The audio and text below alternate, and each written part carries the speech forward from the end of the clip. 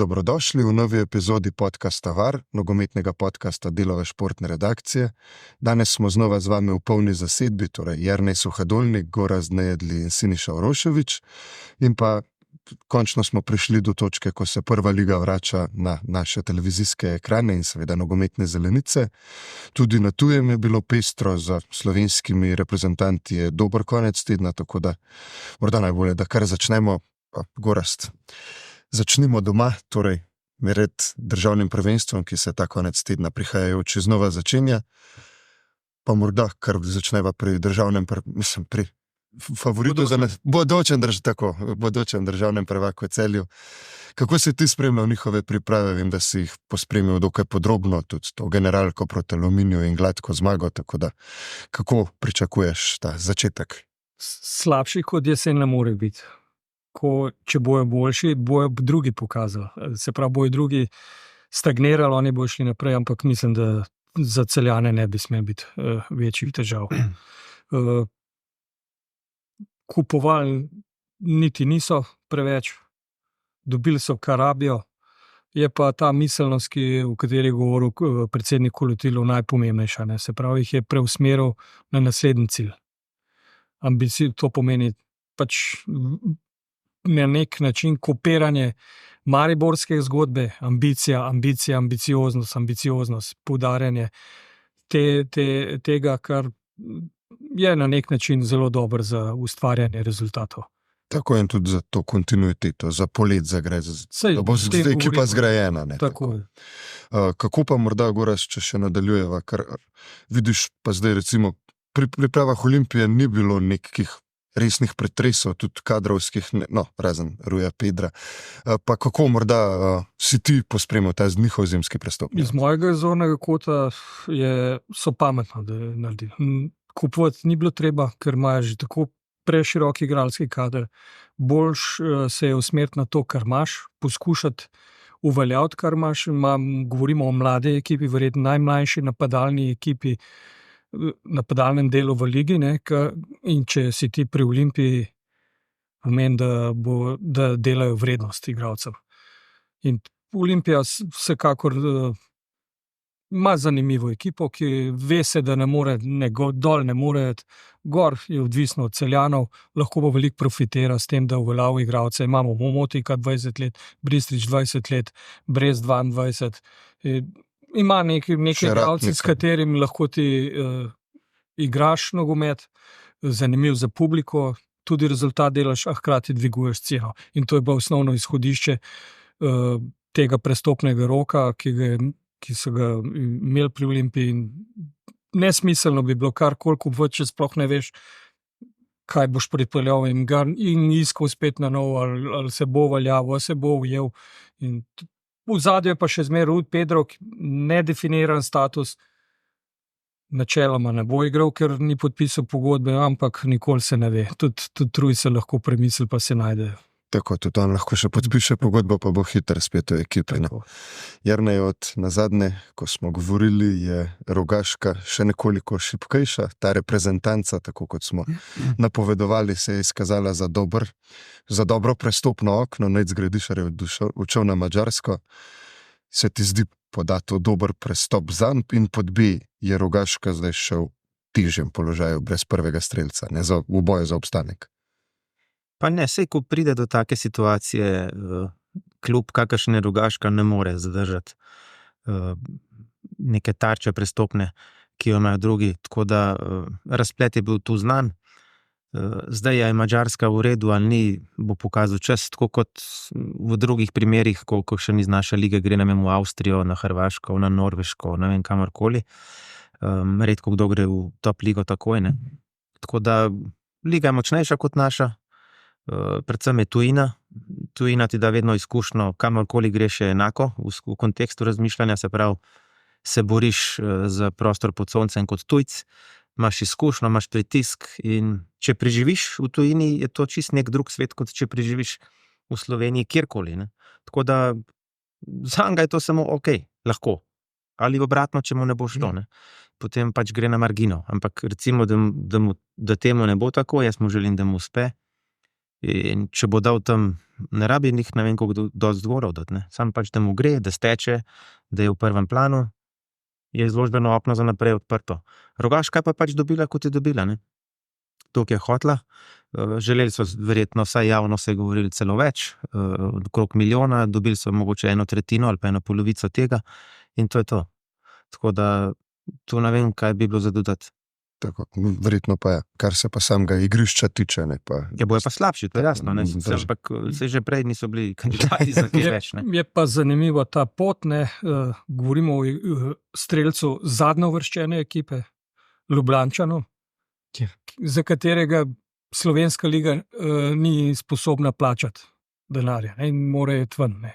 Mislim, in že to, da je pač kot Ljubljančan in kot eden najbolj nadarjenih igral v Rogaški, je kaže na neko zmešnjavo, ne, ali pa nam rekel zmešnjavo, neko neurejeno področje v slovenskem nogometu, to je pa pač, da ni neke hierarhije. Ne, ni neke, kjer nek nadarjen lahko gre v klub bolj ambiciozen, boljši, v domačem okolju, tudi da kaj plača, ne zastonj, ne, ampak enostavno pri nas tega ni, ne. Celje ni pripravljeno oziroma Celje ni sposobno plačati oziroma ne tvega plačati 500 000 ali pa 400-300 tisoč evrov za igralca, za katerega niti noben ne ve točno, je to ali ni to. Tako. Je tako, ne, zdaj tudi to ni prvi primer tak. Ne, sej, Recimo, to sam to je, kaže. imamo tudi drugega strelca v zgodovini nogometne reprezentance, Milivoj Novaković, ki je šel verjetno še v navednicah na grši način iz Slovenije. Tako da to pač pride. Nekdo oceni, da ne bo šlo, ga pošlje drugam, tam pa dokaže, da ta prvi ni imel prav. Ne, Milivoj sploh nima tekme v slovenski ligi. No, hočem reči, da je šel na grši način iz Slovenije. Tako da lahko ima zdaj ta dodaten motiv za dokazovanje, ne? Pa naj pokaže, da se kles selektorji, ne govorim reprezentanc, ampak selektorji v klubih, ki selekcionirajo ekipe, da se motijo. Ja, ker To je to. tako kot je Gorazd rekel, Lahko samo pridobi, no. Ja, imaš Ljubljančana, ki je dosegel nekaj golov, hkrati pa Zeljkoviča, ki javno govori, da bi rad napadalca, pa ne morejo tacga pripeljati, kar samo potrjuje to, kar je rekel Gorazd. Pa morda, Siniša, kako pa si ti videl te zadnje dni Maribora, torej kakšne so njihova pričakovanja pred začetkom sezone? Grejo z več optimizma, kot so zaključili jesenski del ta? Raz več optimizma, kar mi je pa všeč vsaj v javnih nastopih trenerja Antija Šimundže, da se ne glede na recimo lepo zmago 3-0 pa 3 gole Jakupoviča na predzadnji pripravljalni tekmi, se izogiba euforiji, ker ve, da lahko pride tudi, ker to pozna to okolje, v katerega se je vrnil, da ve, da z euforijo lahko zelo dvigne pričakovanja te temperamentne mariborske javnosti, ki je sicer, kot mi je takrat tudi v našem večjem intervjuju rekel, da je lepo delati v Mariboru, ker veš, da ljudem ni vseeno, ampak potem pride čez noč večja pričakovanja in tudi včasih izguba realnosti. In je tako, da mislim, da je zelo veliko časa, kar smo govorili že prejšnji teden, namenil gradnje ekipe, gradnje ekipnega duha, umirjenim pripravam na drugem delu Evrope.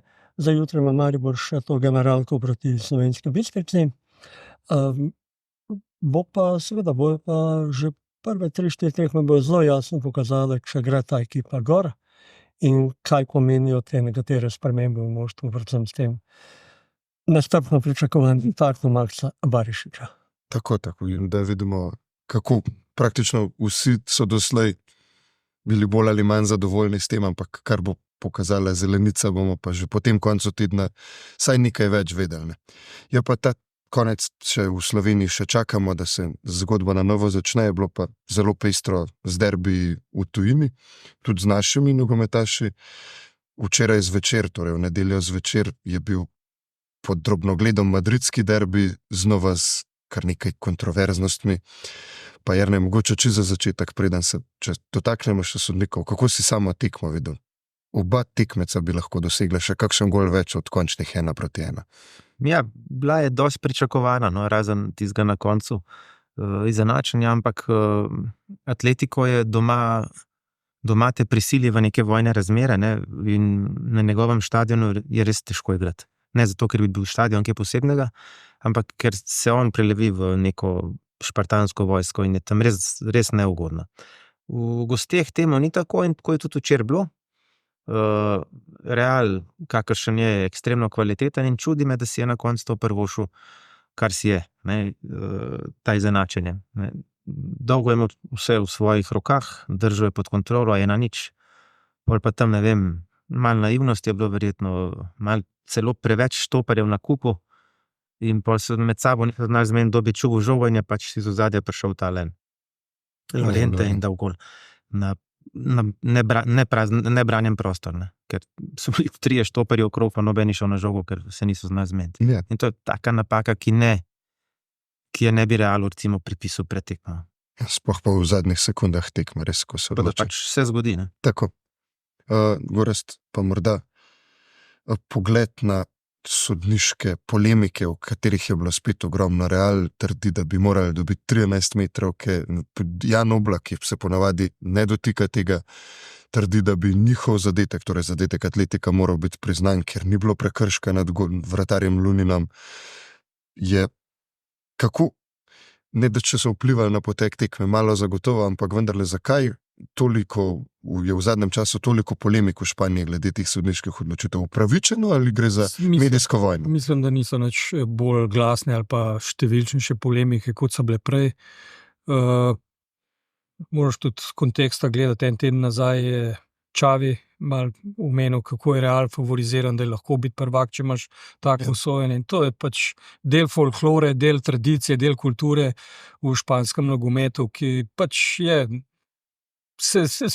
konkurenčen in se tekmujejo med seboj tudi s sodniki. Ne. Barcelona, ko zgublja, zmer poskuša najti krivca, tudi sodniki. Real, komu ne gre enako, in to je pač že standard v Španiji in mislim, da ni nič novega, nič posebenega in vedno bo. Sploh z varom bo pa toliko več. Var je pač taka tehnologija, ki omogoča še več polemike, še več razpravljanja, in tako da moramo se navaditi na to. Ne.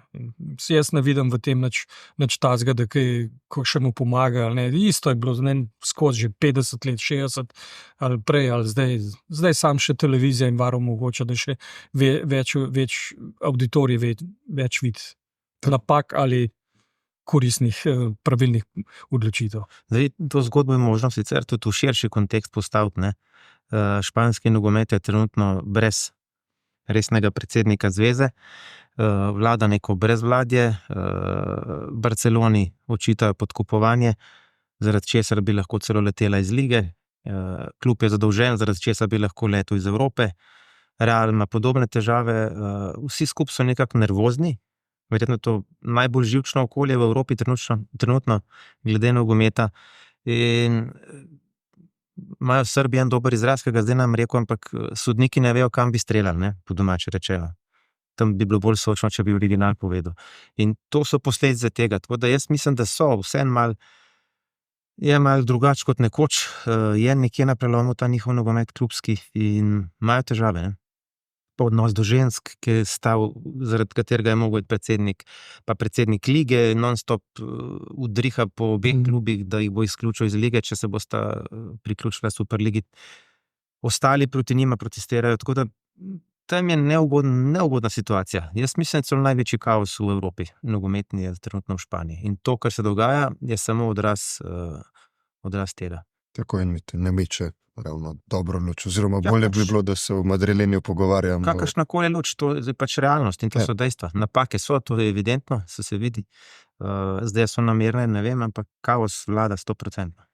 Ja, tak res je, mogoče saj kakšna več ta groba napaka, ki se zgodi, ampak tako, kot si rekel, Erneja, ne vemo, kaj je to v ozadju. Pa morda, Siniša, če se preselimo na italijanske zelenice, ta konec tedna, torej včeraj zvečer, je bil derbi vodilnih moštev Juventusa in Interja. Dobil ga je branilec naslova Inter, spremljali smo pa neko pričakovano tekmo, taktično, trdo, tako kot smo rekli, kot smo vedeli, da bo in kot italijanski nogomet rad postreže z njimi. Drži s tem, da se meni zdel res Inter sinoči kar česar končni izid ne kaže dominanten proti Juventusu. Tudi poročevalci so logično ocenili ščesnega vratarja, poljskega vratarja pri Juventusu za igralca z naskokom najboljšega igralca Juventusa. Inter je bil ustvarjalen, čvrst, močen. Juventus se je večinoma branil, imel je neke poskuse, ampak Inter je bil dejansko včeraj potrdil, da je prvi kandidat ta moment za Scudetto, da bi bil jubilejni 20. In je bil ob evforiji na tribunah, ker je pač igral doma, bilo je nekih uradno 76,000 gledalcev, 4,000 iz Torina, za mene iz Torina, navijačev Juventusa. Je bil od prve minute zelo samozavesten, ekipa je res dobro delovala, pa včeraj ni bil v središču pozornosti Lautaro Martinez, ki ga zdaj omenjal kot prvega mogoče celo igralca serije A, ampak včeraj so drugi del Čahanoglu recimo super odigral tekmo, Benjamin Pavard brez napake v svojih, tako da je Inter bil močen, Juventus pa poskuša priti na raven, katero je nekoč imel, ampak to je očitno tam še dolga pot, ne glede na izkušenega stratega, ki ga imajo na klopi. Drži. In Sam popravim, branilec naslova je Napoli. Pardon, drži, res je. Drži. Ja, je pa res tudi, tako kot je Siniša omenil, že nekaj časa tudi italijanski mediji izpostavljajo ta razkorak med kvalitetama ekipe Juventusa in Interja, ki je večji na papirju ali pa realno, kot je kazala lestvica, pa se je mogoče včeraj res bolj pokazal. Drži. Pa Gorazd, mogoče že zdaj, ker te nekaj časa ni bilo z nami v studiu, kako pa ti spremljaš Benjamina Šeška v zadnjem obdobju, sploh po tem zimskem premoru v Bundesligi? Mi smo v 2 epizodi govorili, da čakamo njegove zadetke, zdaj se mu je očitno odprlo. Proti Union Berlinu je dosegel 2 gola, sicer samo enega regularnega, pa vendarle je prihajal ta pravi ritem strelski za dobro pomlad. Tako. Pomembno je, Werner je šel v Anglijo, se pravi, se je eno mesto sprostilo. Eno konkurenčno mesto se je sprostilo in se pravi, zdaj so dobili Zuber. Gledam ga pa skozi tudi malo biznisa, ki ga Leipzig se gre, ne. Se pravi, idealen trenutek, govori se o Šeško Evropsko prvenstvo, je tukaj prihaja na Evropsko prvenstvo kot najboljši strelec reprezentance, ki bo igrala na Evropskem prvenstvu. Milan v ozadju se javlja, da je to igralec za njegovo prihodnost in ko pogledaš, ne, glede na njegov talent, kako se kariera razvija, kako tudi pri Leipzigu gledajo razvoj igralcev, so ocenili očitno, da je idealen trenutek, da mu namenijo spomlad, da izkoristijo še to, kar ima in spolet po evropskem verjeten. Ali pa že prej dogovorijo se s klubom, ne vem, mogoče v kakšen drug, če nov Milan in bojo že vnovčili tisto, kar so doplačali za njega. 50 dobijo. 50 dobijo, tako pa je dober posel. 23 ali 25 so dali, se pravi 50, zato da niti ni pošteno, niti odigral poštenih tekem v Leipzigu, bo vrhunska cena. Tako pa še kakšen bonus za morebitne nadaljne uspehe. In zelo lepo je bilo pogledati današnji Bild, najdobran nemški dnevnik in Benja Šeška v 11. vikenda, izbrani centralnega tam napadalca in to že pomeni tudi korak, da že opaža. V Gazeta je kar dobro analizirala te njegove konkurente za številko 9 v Milanu.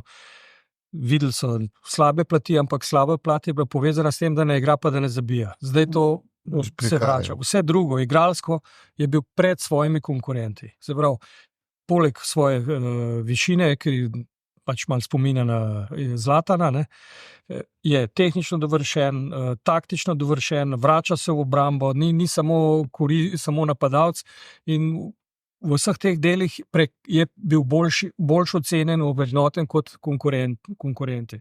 Tako da dobro mu kaže. No. Tako, ker tudi pred začetkom sezone je mi je rekel, ko smo se pogovarjali za intervju za našo posebno prilogo, da si želi 10 golov v Bundesligi. Dobro, v Bundesligi je pri 5, v vseh tekmovanjih se pa bliža številki 10 in za 10 golov v krstni sezoni ali pa morda še kakšnega več, konec koncev smo začetek februarja, pa daleč od tega, da bi bilo slabo. Ne? Sploh ob tem kvalitativnem preskoku iz avstrijske v nemško ligo, ki pa ni zanemarljiv, vendarle gre to za ligo najboljše peterice zdaj. 10 golov, kjerkoli daš v sezoni, ni malo. Ne? Se lahko pogledamo zgodovino prvih strelcev naše lige. Ne? Čez 20 je težko. Ne? Se pravi, 10 je vedno nekje na radarju. Zdaj, če je to liga top močnejša, toliko bolje. Ne? On je dal zdaj 2 gola, mislim, da neposrednim kandidatom, se pravi v Stuttgartu. Ne? Tako. Pa zdaj temu Unionu, ko je tudi v Ligi prvakov, ali bil, bo, zdaj bo celo verjetno izpadel, ne vem, ampak to so močni klubi. Ne? In tudi, če obrnemo še malo nazaj, zadnjo lansko tekmo, ne? V letu 2023 je dal tudi gol, mislim, da Švicarjem. Ne? Tako da se števku v pozitivnem trendu. In jaz se zanj ne bojim, to smo že pogosto rekli, gre lahko samo navzgor. Ta sistem v Bundesligi mu očitno ustreza, tisti hiter korak, ki ima, če je visok in spreten, to je, ga lahko na vse živo spominja, mislim, nas in ga primerjamo in navijači in to, in Zlatan, tako kot prav Gorazd, Haaland, same take stvari se lahko omenja, ne? In to so superlativi, ki se jih on sicer otepa, ampak spominja pa na njih, ne? In to ni slabo. Drži, in sploh, če zaenkrat začne Milan zanimati za tebe, si v prve 11 Bilda in te podrobno analizira gazeta, potem si na radarju največjih, kar je pa, potem je samo na njem, zdaj vsi vejo, kdo je Binišeš. Ta Bild, recimo, ne, Bild je ok, to so zbrali, pa so ga dali pa v 11. Vse do vseh teh sem pa jaz vedno skeptičen. Ne. To je treba vedeti, da ima vsak menedžer 5 novinarjev, ki je po Evropi in pokliče v časopis, imam tega, zato pa to, pa naredijo članek. Ne.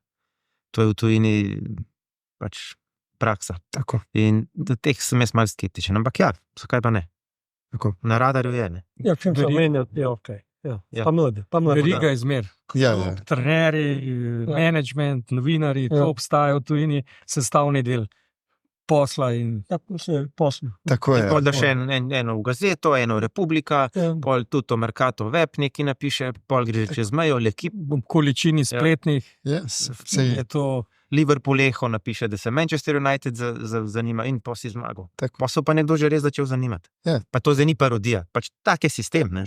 To ni nič narobe. En tweet Fabricija Romana naj bi bil vreden 10,000 evrov, tako da za toliko Fabricio Romano napiše, da se zanima zate Liverpool, Milan in pa recimo Barcelona ali pa Atletico in tako se zgodba odvija dalje. To ima sledilcev, ne? Tako drži. Neka punca, ki ima toliko sledilcev, pač za eno torbico napiše, pa je tudi 10,000 evrov. Ne? To je sam Drži. številka sledilcev. Ja, ampak dejansko se marsikdaj, verjetno tudi zaradi tega, kaj kam premakne, tako kot se rekel, potem se pa nekdo začne zanimati zate. Ne, se mora. Če se ne bi tudi Romano postal že neverdostojen. Drži. Tisto, kar on napiše, ne bom rekel, da se uresniči, ampak se dostkrat. Ne. v končni fazi je mal napak ali pa mal pomot pride. 90% je, kar drži vse in tudi pol na igrišču drži, kdo je dober, kdo ni. In se pravi, ne govorimo o nekaj, kar brez veze, ne, ali pa da se piše brez veze. Tudi te, ki to objavljajo, vendarle malo v zadju vejo, da ne bojo, ker vsak mu rekel, ja, zdaj, ker sem pa dobil plačam, pa objavil. Ne, je neka selekcija tudi. Ne, in ne more spregledati. Češka, na primer, ne more spregledati. Ne. Koga bo spregledal? Že vidiš, da je kot pojava na igrišču nekaj čist drugače. Ne. In tudi kot fant pozitiv, dejansko je to res zvagovita kombinacija za vsak klub, ki dobi ta zgane. Ja, tako. Kako ne, da je prej igral v zarazred slabši ligi, on je Salzburg je zelo blizu Nemškega, tudi geografsko je pač ob meji z Nemčijo in on je v bistvu ostal v istem okolju. No. On je v jezikovnem okolju, v navadah, v sistemu dela, zdaj pa pač na še više kakovostni ravni.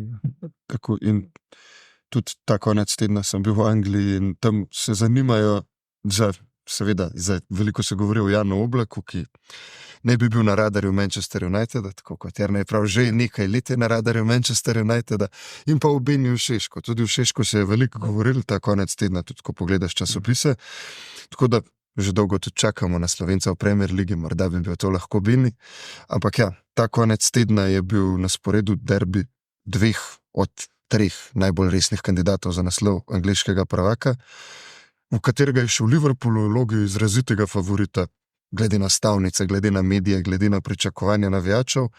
Izšel je iz njega pa Arsenal kot veliki zmagovalec in ostal kandidat za mesto na vrhu lestvice, kar si pa vendarle želijo. Ne? In je tudi tekma sama po sebi je bila čvrsta z dvema grobima napakama Alisona, ampak je Arsenal onemogočil napad Liverpoola, kar je ni velikim v letošnji sezoni uspelo, vendar ne. Tja, Jürgen Klopp ve, kaj je naredil s tistim manevrom, da bo pač po koncu sezone zapustil klub. Hotel je dodatno mobilizirati vse, začutil je, da morda pada vse skupaj mal in je hotel dvigati. In to mu je ratalo na začetku, ne? Tako kot vsaka šok terapija. Zdaj pa pač je prišlo do tega, da pa to ne bo skozi dovolj. In kar ne pomeni, da bi se zgodil kaj drugače, ker Arsenal je vendarle top klub, ne? V tej in že v lanski sezoni, v prejšnji sezoni je to nakazal, ne? Da bi bil letos lahko glavni pretendent.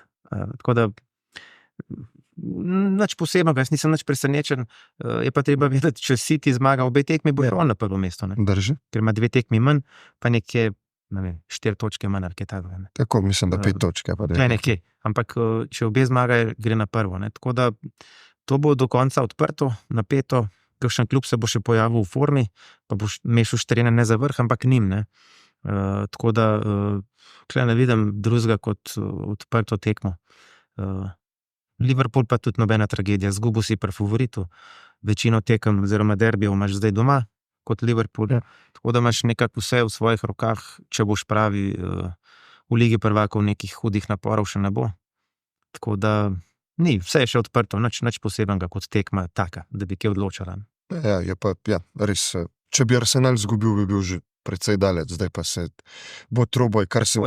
Obraten scenarij bi bil slabši za zanimivost lige. V trenutnih razmerjih, ki so v Angliji, to ne vem, zakaj je Liverpool bil tak velik favorit, oziroma naj bi bil, se ni igral. Glede na prikazano v prejšnjih krogih, kjer Arsenal ni bil. Ene prvo, ene pa tretji. Ena zmaga, pa si že 2 piki sam za njimi. Ne, zaradi lestvice, bolj zato, ker se Arsenal mal mučil, pa težko dosegal gole. V januarju. Je igral proti slabšim, ne? Ti, ko igraš proti boljšim, imaš več prostora in je lažje zmagati. Ali pa proti Chelsea, proti njima vsak prostor. Na stadionu, k v Šiški, se mi zdi premajhen. A ni?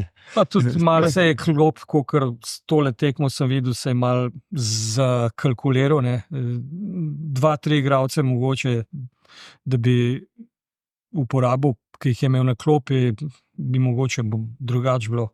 Slabš ne bi bilo, ne? Ja, slabš ne bi bilo. Zdaj, ali bo boljš, ne vem, ne. Verjetno pa ni. Mislim, pač ena tekma, kaj ali prinesla je mogoče pa 3 nove zmage za naprej, ne veš, ne. Tako da meni se ne zdi, da je bil tukaj kakšen spodrsljaj. Pač normalno, v derbiju si potegnil krajšo. In to v gosteh. V gosteh. Ja. Ma pa merno zdaj do konca, ne. Drži. Pa mogoče še celo na pravi način, se pravi, in pravijo Alisson, so te kot prvo v vseh 3 golah več bi kriv dodal na Van Dijka. Pač pri 3. golu sploh nimaš kaj. Čakaš za dane gol, podstav nogo, nimaš kaj. Pri drugem ne sme štoprt tako, ker je puščati žogo, na koncu mu je pa še praktično pri križu pot za degažirane žoge. Mnogo je omaknil za tega, ker mu je on uletel. Tako da pač vse se je zgodilo, kakor se je, in bolj na ključa kot ne, in jaz mislim, da upozorilo ali pa še celo motivacijo za naprej in za vse ostalo še mož za Liverpool oziroma Kloppa. Tako je, in pa za dobro ligo, da bi morda spet lahko pridemo do neke razpleta kot leta 2012, ko si bil prvak odločen v zadnji sekundi, tako da to bi bilo, pa ne nazadnje za vse dobro. Siniša, morda če se samo še za trenutek vrnemo v Nemčijo, tudi navijači Bayerna niso ravno navdušeni nad, če smo prej pogledali Benija Šeška, še boj za vrh, navijači Bayerna niso ravno navdušeni nad predstavami bavarskega velikana v tem spomladanskem delu. Bayer pa na drugi strani še vedno zmaguje, kakšno tekmo lažje, kakšno ne, ampak zmagujejo pa vendarle ne. In zdaj prihaja ta velika tekma v soboto med Leverkusenom in Bayernom v Leverkusenu. Ja, pri Bayernu je najbolj skrbljujoče iz dneva v dan več poškodb. To ne kar tako, to sta recimo Gnabry pa Kimmich, ki sta v tej nemški reprezentanci zelo pomembna igralca. Zdaj se je Alphonso Davies poškodoval, prej je bil že poškodovan Konrad Laimer, Avstrijec, ki je prišel z velikimi pričakovanji iz Leipziga v Bayern. In je, Še Kim je šel na azijsko prvenstvo. ja, in je dejansko, ne glede na to, da je kader še vedno glede kakovosti najširši v Nemčiji, da so možnosti kluba precej nad konkurenco, glede plačilne možnosti, pa logistične, pa strategija kluba, pa največ nekdanjih nogometašev vključenih v projekt. Ampak to so zdaj stvari, ki pa ne dajo mirnega spanca niti pred tekmo z Leverkusenom, niti potem v Ligi prvakov, ker so ambicije vedno visoke. Zdaj, najprej ta Lazio, najprej tekmo v Rimu, prihodnji teden, ja, potem je revanša v Münchnu, ampak je trenutno tako, da Bayern ne deluje tako prepričljivo. Zdaj bomo pa enkrat videli, kaj se bo pa zgodilo, ko pa enkrat ne bo državni prvak, ker po teh 11 zaporednih naslovih vsi smo, ki spremljamo nemško nogometno sceno, smo mislili, da bo Dortmund ta prvi kandidat, še vedno je Dortmund močan, ampak trenutno Leverkusen deluje brezhibno. Rezultat je sproščena in ta tekma seveda ne bo dala končno odločitve, bo pa recimo v soboto veliko pokazala, kako, katero moštvo v kakšni situaciji deluje. Tako. Če Bayer zmaga, bo imel res povsem vse v svojih rokah tako je. in bo na njih, da pripeljejo prvenstvo do konca. Jaz bi vas pa za konec vse tri vprašal samo še za mnenje o prestopu Kyliana Mbappéja, ki je pa zdaj res uraden bo v naslednjih dneh, ampak glede na vire, ki so ga potrdili, mislim, da tu ni več nobenega dvoma, da ga bomo gledali v Madridu, tudi že z nekimi poluradnimi objavami, ki samo še v bistvu čakajo ta razglas. Pa je to, ne vem, kako bi formuliral to vprašanje, je to verjetno za Real, bi težko rekel, da seveda vzameš igralca, kot je Kylian Mbappé, če je za to priložnost, ne, Jernej? Ja, odgovor na to zadnje vprašanje je ja. Če je priložnost, ga vzameš, ja. Sam ne bi pa kaj dosti komentiral, ker ne vem, a bo ali ne bo. Pa tudi, če bo, kako bo, ne bi, mogoče Siniša pa Goraz bosta to bolj pokomentirala. Vsekakor, če se stavaš Bellingham, tale Mbappé, Vinicius, lahko daš kratico BMW, ne, včasih je bila BBC, ne vem kaj, zdaj bo to recimo BMW, čeprav je ven napačen, ampak spet bo neki superlativi, ampak dajmo počakati, da bojo to v praksi. Ne bi prej jaz nič kaj dosti komentiral. Bo pa strašen napad, če bo. Bo, sam jaz še zmeraj mislim, da nimajo pa klasičnega napadalca, ne? Ki so ga pa imeli skozi do lanskega leta, dokler Benzema ni šel, je Real imel klasičnega napadalca.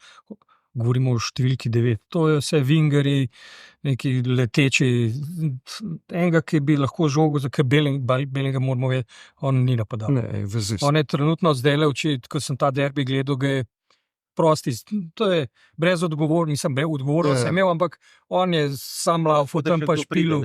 No, sej, to mislim. Jaz mislim, da se Klelan bo zgodbo zaključila. Oni bojo pripeljali še enega, ki bo povezoval, ki bo lahko sestavil to trojko, šterko in Kar je bil Benzema. tako nekako, ali pa prej že pred Benzema in drugi, da bo povezal pač to napadalno moč, ki jo ima. Brez te ne moreš igrati, že na zaprto postavitev, se kdo pa skočil. Vinicius ne more. Ne, drži. Praviš, kot Mbappé je Barcelona tudi včasih, ne, ja. brez, Ja. s temi žmigovci. Ja. Rečemo, ja, nekako tako. Ja. Je pa tudi, če pogledamo samo iz So pa lepo igrali, to pa moram priznati. drži. Res je. Žoga, tik, gre, ampak če ni. Ne, ampak je pa že samo iz tega vidika poslovnega modela Reala in to, da so pač vedno se zanašali na ultrazvezde.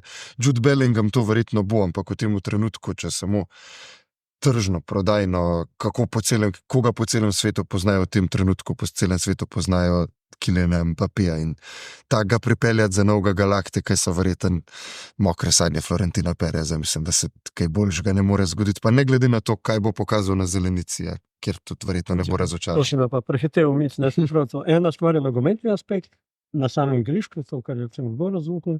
Druga stvar je pa kult kluba, ki vedno mora obnavljati nekaj, da je nemehno v središču pozornosti. In zato je Real dela na tem, da išče največje zvezdnike, ne pripelje vsakogar, ampak spet bo veliko govora o tem,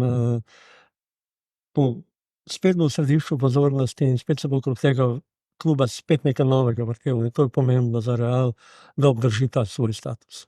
Generira se pozornost na vseh ravnih, tako da. Pa ja, bomo morda še kakšno besedo o tem rekli, recimo, da drug teden, če bo do takrat že uradno, saj naj bi bilo po indicih, tako da. Ja, do takrat pa vam hvala, da ste bili z nami, se slišimo znova prihodnji teden, ko bo nazaj državno prvenstvo, Liga prvakov bo pred vrati, seveda tudi tuje zelenice ne bodo mirovale, tako da hvala, ker ste bili z nami in pa nasvidenje.